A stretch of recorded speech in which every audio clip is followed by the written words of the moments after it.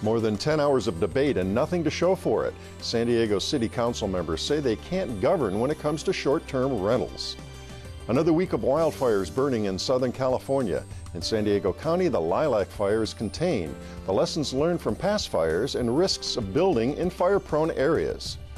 And Oceanside's mayor announces he will step down after a public battle with his health. I'm Mark Sauer. The KPBS Roundtable starts now.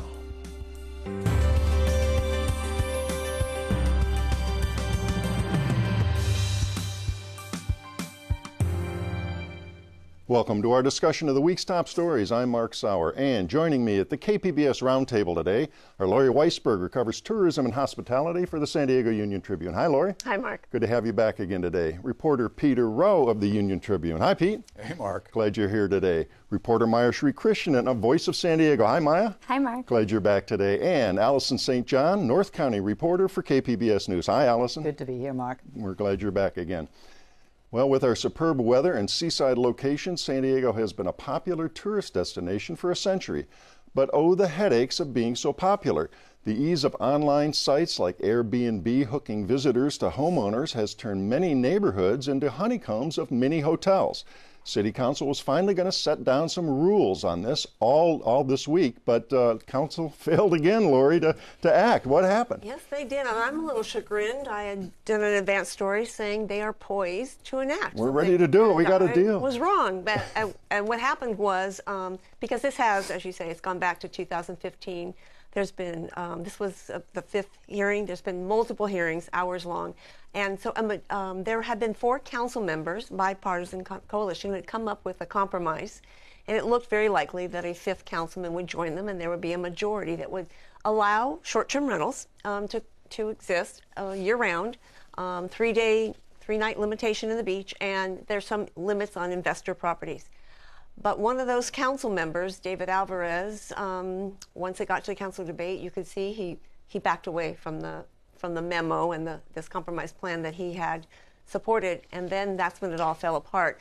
Then a rival proposal by Councilwoman Barbara Bree, who represents La Jolla, another affected area, started showing a willingness to compromise and inviting David Alvarez to see if he could find language and others and so she backed away from some of her provisions, which would have one of which would never have flown anyway, but it was requiring no more than 90 days a year to rent out your short-term rental. Anyway, it got down to such parsed language it got down to how do you define a human being? How do you define a human being? I love that part. And so, and after 3 votes and 3 failed votes, they adjourned after 10 hours. In 10 hours. I did want to read a couple of the strident comments here because it's amazing here. So here's Councilman Scott Sherman. He says, we're like a dysfunctional family. We're back to where it always has been, the Wild Wild West. And then Chris Cate says, well, after nearly 3 years since my office provided its initial proposal on home sharing and short-term rentals, today's inaction by council colleagues proves we can't govern. For crying out loud, they're admitting we can't govern here. I know, that was a surprisingly blunt statement. You're right. And actually one council member faulted the council president. He thought that she should have got them to power through and get some language they could agree on. But frankly, I don't think they could have. Well, give us a scope here, or an idea of the scope, that is, how many, best estimate of how many short-term rentals there are. So that's that too there's a big debate over that. So there recently was a report released in the last couple weeks that has the best data I've seen so far. Within the city of San Diego, there are about 9,000 whole home rentals, and that's where the focus of the discussion is, not renting out a spare bedroom. There's maybe about 2,500 more of those, so about 9,000. But most of them are rented, about 57% are rented for 30 days or less during the year. So it's not a full-time activity. And so I think the focus is on these ones that almost seem like year-round and that are disrupting neighborhoods. And where the arguments started a few years ago, it was all about the party houses and the nuisance and the noise. It's evolved into discussion about these short-term rentals are taking our housing stock off the market at a time when we need it more than ever. So a real pressure on the housing crisis. There's debate about that too, though. Yeah. Now, just kind of set up the two sides for us. Who's complaining and why, and who benefits from short-term rentals? Well, so a lot of the hosts will tell you that maybe they rent out their home while they're gone for, a few weeks a year, or they have a second home that's in the family. They want to be able to use it sometimes, but they can also rent it out, and it's too expensive to maybe sell it, or they see it as a profitable way to make money while they are people. Excuse me, make money when people are visiting for short term, but they can also have the flexibility of having it for family, for their own use. So, but on that side also, there's the criticism that there are commercial investors. People are going in, buying up property, and instead of renting them out to long-term renters, they're converting them to short-term rentals. And then on the other side, of course, are the neighborhoods that feel like they've turned in their neighborhoods. Once quiet neighborhoods have turned into places for mini hotels, what they call them. I was wondering if there was any suggestion, because obviously it is a real hardship for people who are depending on that rental in order to be able to maybe even pay the mortgage.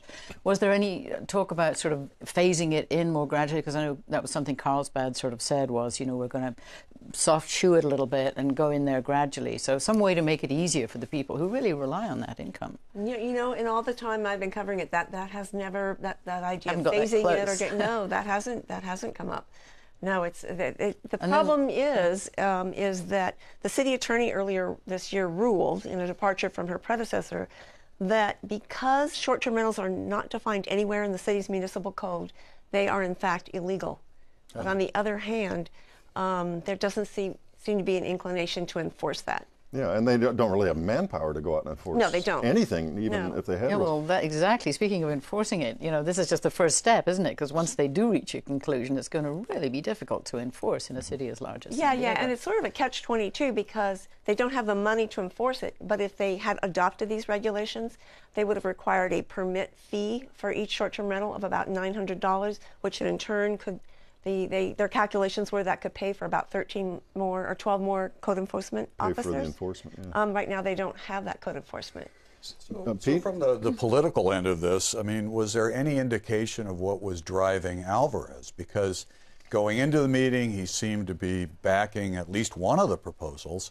And then throughout the meeting, it became very clear he was backing no proposal. Nothing was going to get his vote. No one will really come out and say it on the record. There was a sense that maybe because he has a close alliance with organized labor, and organized labor, including the Hotel Workers Union, was for a more restrictive proposal than his. There was some discussion that maybe he was backing away because he didn't want to lose the support of labor. I did ask him about that, and he said, I have no idea where you're getting that. It's absolutely not true. My alliance is with my constituents, and that's simply not true. All right, I want to get to asking you about Mayor Kevin Faulconer, where he is on all of this. But before we do, it's just a remarkable hearing here. 10 hours into it, we had this moment of frustration between Councilman David Alvarez, that Pete was referring to, and Barbara Bree. Let's listen to that. Human being is not apparently explicit enough, Council President. So. Yeah, but corporations are individuals by law, I believe. And LLCs includes LLCs, which have to be owned by individuals. That's not the intent, though. I understand that's not your intent. Right. So I appreciate that. So if you can't give us what that language is, then I guess we can't do anything today. That's kind of it. I guess we can't do anything today. So where's the mayor? Is he going to ride in on the horse and save all this? Well, until a couple days ago, I didn't think so, and there were actually criticisms during the hearing. Where has the mayor been? Where has the mayor been? His deputy chief of staff said, hey, the mayor provided staff to help draft proposals. The mayor has been there, but now he's really going to personally get involved. He's going to talk to the stakeholders. He's going to talk to the council members and see if there's some area for common ground to get something adopted, but he won't be tied. I asked about a timeline. He won't be tied to a deadline, so... Or a particular policy, right? Yeah. Because in your story, I read it all again this morning carefully, and he doesn't really put forth anything specific, right? I don't think he's going to say where he stands, and I also think that's maybe not how he wants to get involved. I think he somehow thinks he can bring everybody together, especially on the council, to come up with some proposal that he thinks will get 5 votes of the 9 members. All right, and no deadline on this. It's just at some point they'll bring it up again. At some point, apparently, Mayor Faulconer will be at the table too. And so short-term rentals continue. Okay, all right. Well, we're going to move on. We'll see what happens, and lots of follow-up there. Well, we learned the hard way. The wildfires that roared through San Diego County in 2003 and again in 2007 killed nearly 36 people, destroyed thousands of homes, scorched hundreds of thousands of acres. The financial hit was in the billions. So what have we learned as the hot, dry winds howled again this month? Pete, your story this week at likened the lilac fire to a kind of a final exam. How'd we do? Apparently we did pretty well. Folks are very impressed. There were a number of obvious improvements, among them communications and coordination. If you recall, back in 2003, 2007, part of the problem was the fires started, as they tend to do in the east and the backcountry, they start moving west. In the east, we had a patchwork quilt of a lot of small, independent fire agencies that did or did not communicate very well with each other. So those are primarily, most of those now are underneath one county fire authority. Mm-hmm. And even the independent ones now are all communicating. I was talking to a chief from San Diego Fire Rescue the other day, and he said all of the chiefs meet once a week throughout the county. Once a year, all of the firefighters train together. The communication system is unified. It's in Kearney Mesa. So the orders kind of come out of one place. They go to all these different agencies. Another thing that was impressive this time around was the increased use of air. Mm-hmm. It wasn't the first time air has been used, but we've never seen such extensive use of helicopters, super scoopers, other air assets. Yeah, a lot of criticism in past fires that we didn't get them up in time. They were grounded because of certain rules and regulations enforced by the state. Is that right? It was dark. Yeah, that's correct. Yeah, I mean, part of it was there were no agreements to allow the pilots to fly after sunset. So, right. But I remember interviewing San Diego fire officials after that, and they said, we do these rescues at night all the time in bad weather and high winds here. It was crazy. We should have gone up and we should have knocked that fire down. Right. And even now, I mean, the helicopters that were operating at night, and they did, I think in that first night, they did over 140 missions. But before they took off, they had a no-go, go checklist, mm-hmm. Reviewing the weather, the winds, hazards in the area. It's a dicey thing to be flying at night. And tell us about that in terms of the weather. They have a much better handle on specific weather in real time now than they had in the past fires. Right? Yeah, this was something that SDG&E talked about. They've got about 170 kind of mini weather stations, primarily, again, in the backcountry. So they can get, second-by-second reports of temperature, wind speed, and humidity. All of those are really important. And you can predict somewhat the behavior of the fire and what to do and where you can go. Sure. Next. There were a lot of charts, showing where the fire was going to go. The strategy that was used is they found where the ignition point was. They call that the heel. And then they looked at the way the fire was spreading and said, look at it like it's a body, right? And what we're going to do is we're going to attack the flanks, the sides of the body, and we're going to attempt to get up to the head and pinch the head off, right? So you build this structure of these fire trails around the sides and then get up to the head and And that weather info and the specific gave them the blueprint, the map to do. Well, the maps were so useful. As a resident of Oceanside myself, and I was watching the evacuation map and had my bag packed by the door waiting to see when it would reach me. So it was so much more efficient, the whole evacuation system, than 2007. You could actually see exactly which streets were evacuated. It wasn't just the phone calls, it was also being able to go online and see the map of where the fire was and where the evacuation areas were very clearly. But as good a job as they did, I guess they're saying, because I remember looking at the TV when it was just starting, and I was talked to a colleague and said, "Oh, do you think it'll get much bigger?" And then the next thing you know, it did. And I guess the fire officials were saying, no matter how good you are, those winds were so fierce that really made it. It defeats any great plans you have. Right. This is true, and I had one fire official say, he said, listen, he said, when you have 50-mile-an-hour winds, which we had, he said, trying to get in front of that is like trying to prevent a hurricane from hitting the coast of Florida. You're not going to do it. And it's dangerous. It's dangerous to put units in front of the fire. That's why they're working the sides, trying to get up eventually, when the weather allows, to the when the wind head. is that high. I wanted to shift now to Maya's story about building in these areas. Before I do, there's a sad report today. A San Diego-based firefighter, Corey Iverson, killed in that massive Thomas fire up north. And of course, our hearts go out to the family. And Maya, you wrote about this week about proposals now that for about 6,000 homes to build in what's called that wildland urban interface. Start with the county's long-term growth plan. How's it addressed fires in building? So the county has planned for development in a way that is supposed to be more sustainable. So it's supposed to keep people closer to transportation to help with traffic. And then it's also supposed to keep people out of high wildfire areas. But there are several proposals that have come forward in the past several years for massive master plan developments that are in areas that have really high wildfire risk.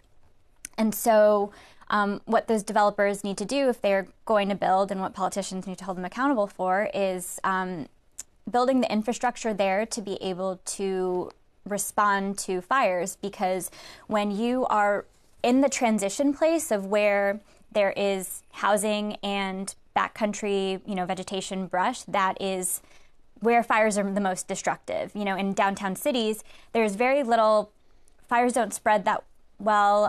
There's not a lot of vegetation for them to jump through. It's that interface that's the problem. Yeah, because that's where there's still people, but there's also places for fire to grow. And so the very beginning phase is kind of like a bell curve of when you start developing in those areas. It can be really, really dangerous. And then once it hits a certain mass, it'll get safer. But, these first developments are really going to be testing that. Allison? Well, I'm thinking about this because it really does face us with this decision about, are we going to build out or are we going to do infill in?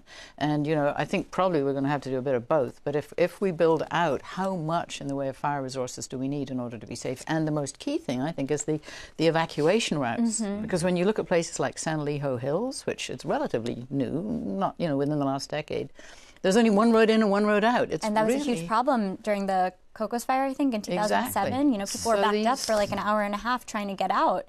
And if the wind blows a different way and the fire ends up taking a turn, then all those people who are stuck could be in danger. And that's infill. But if there's a new a new project like Lilac Hills or Stone Ridge, will they get the evacuation routes right? Is really a big question. Yeah. And as you point out, there's a general plan.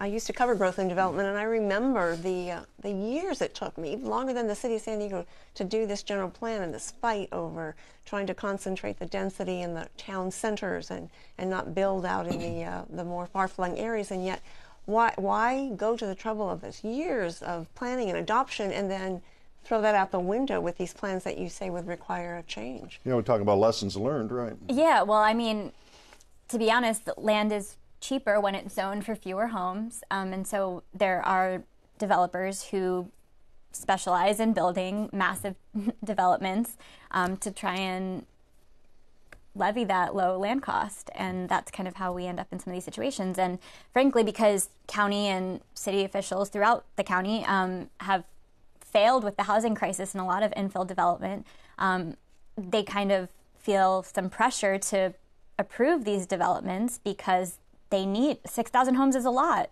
and that would make a difference. Right. But you have to kind of balance these trade-offs. Right. Allison, is there any answer to this? We talk on the show at all, and then I just referenced the housing crisis. That's very real as well. It is a housing. And so, I think it's inevitable that we'll be doing both infill and moving out gradually, but it's the infrastructure. And I think the place where San Diego is really falling down is everybody has a right to say traffic is terrible. We don't want more growth. We have to have more growth. But in a case of a fire, that becomes possibly a lethal issue, the infrastructure, because if 15 becomes so impacted that you just can't even get out if there was a fire. And with this extreme weather, here we sit in December here with Santa Ana. It used to be the rainy season, and climate change and all. It's just we can expect more of the same. They're crisis issues we're going to have to deal with. I think County Supervisor Bill Horn said during the fires that this was his 28th fire in 23 years, and we can expect them to keep coming. Yeah, so more frequent it's and more how we respond to the fires and how we put people then. Well, a lot more to cover on that and follow-ups going forward. We're going to move on now. There's a time to set politics and conflict over issues aside and simply dwell on the human side of public life. Now is that time in the city of Oceanside. Mayor Jim Wood resigned this week, effective January 1st.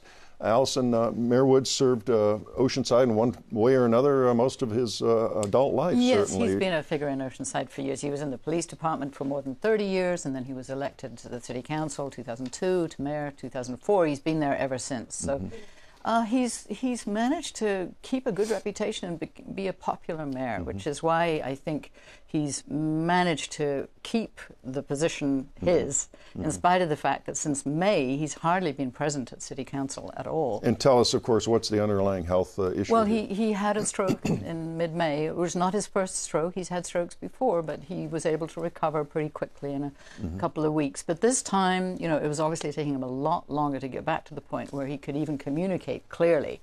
So the question was, could he serve that role of being in charge of the meeting, you know, and wield the gavel and keep up with the city business? And so the city council gave him a couple of leaves of absence, and that basically came to an end. Next week was going to be, you know, end of the road. And so he finally came back to the city council last week. It was obvious that it was not easy for him. And, you know, there were a lot of people who were happy to see him, but there was one point at which he actually sort of interrupted the ongoing business to say something that wasn't really relevant to the discussion. So, you know, you had to ask yourself just how much was he able to keep up with the discussion. And I think that was what convinced him, you know, I'm going to have to call it quits. Also, he also made a public appearance at the opening of a housing project, and how did that go? Well, yes, I mean, that was after he'd already submitted it. He sent the letter to the city council saying, I'm going to resign. But, I mean, the goodwill towards him in the community is still very strong. I think a lot of people, even his colleagues, say they're glad that he's going to take the time now, he's 69, you know, to focus on his own health rather than struggling to get back on the dais. And go ahead, I'm sorry. Well, I was gonna, so how has this impacted the way the city's been running for the past 6 months? I mean, yes. Well, I mean, Oceanside has a reputation, talk about dysfunctional city governments. I think many people say it's like a dysfunctional family. Many other city councils in North County are almost unanimous votes, but Oceanside has always been divided for as long as I can remember. So it's key to have that fifth vote that the mayor provides. The mayor is not like a strong... explain that. It's different from the way San Diego city government's structured, right? Right. In San Diego, Mayor Faulkner is like the executive and not one of the voters on the council, whereas in all the smaller cities, if you have 5 votes, the mayor is the 5th vote.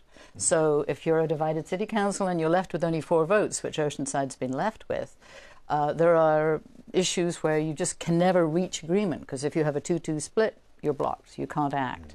And so it has been sort of, and it's threatening, I think, more to hold up city business, not to have that 5th vote.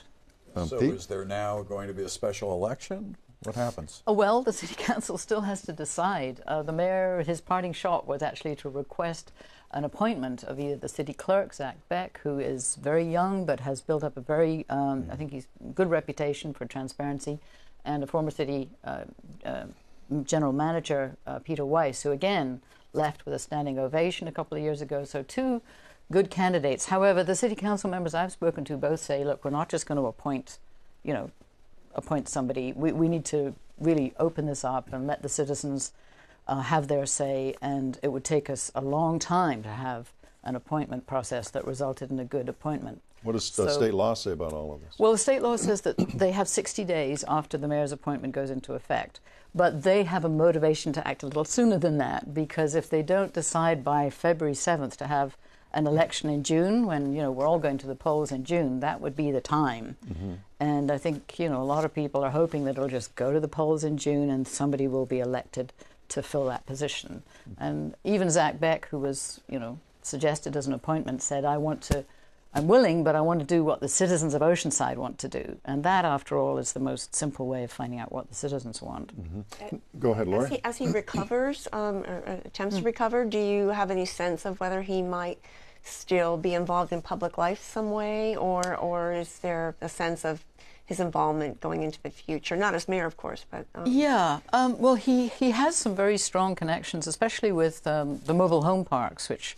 You know, there are a lot of affordable houses in Oceanside, and that's how he got elected in the first place, was walking around all the mobile home parks and getting all their support. And I think a lot of people in that community are quite worried about his departure. So there is a lot of affection for him, and if he chooses to continue to come to city events, I think he will find that he gets all the affection and support that he always had. He just won't be sitting in the dais and making decisions. Right. Okay, a couple of seconds left. One big issue coming up is marijuana in yes, Oceanside. next week, Oceanside is going to be voting on an ordinance which the proposed ordinance would make Oceanside one of the few cities in the county that would actually start to regulate marijuana rather than just banning it. And again, 2-2 vote is likely, but it might pass. You know, it's going to be interesting to see. I think without the mayor, it's just one more issue that may not move forward. We'll see what happens there.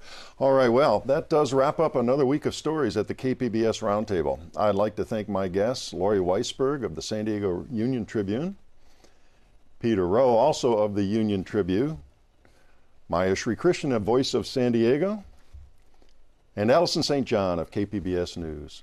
And a reminder, all the stories we discussed today are available on our website, kpbs.org.